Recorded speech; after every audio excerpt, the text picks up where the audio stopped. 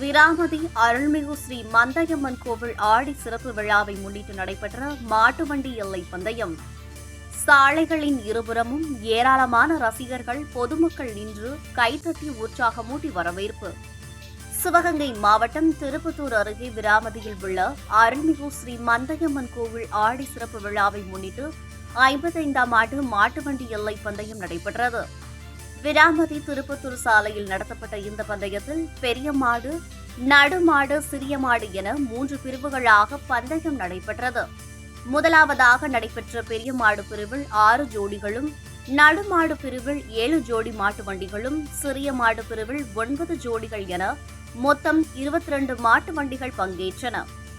இந்த மாட்டு வண்டி எல்லை பந்தயத்தில் பெரிய மாடுகளுக்கான எல்லையாக 8 மைல் தூரமும், நடுமாடுகளுக்கு 7 மைல் தூரமும், சிறிய மாடுகளுக்கு 6 மைல் தூரமும் எல்லைகளாக நிர்ணயிக்கப்பட்டு போட்டி நடைபெற்றது.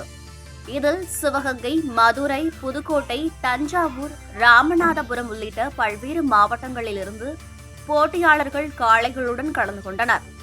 விடாமுயற்சியோடு போராடி எல்கையில் கொடிவாய் வாங்கி வெற்றி பெற்ற மாடுகளின் உரிமையாளர்களுக்கும் அதை ஓட்டி வந்த சாரதிகளுக்கும் பரிசுகள் வழங்கப்பட்டது.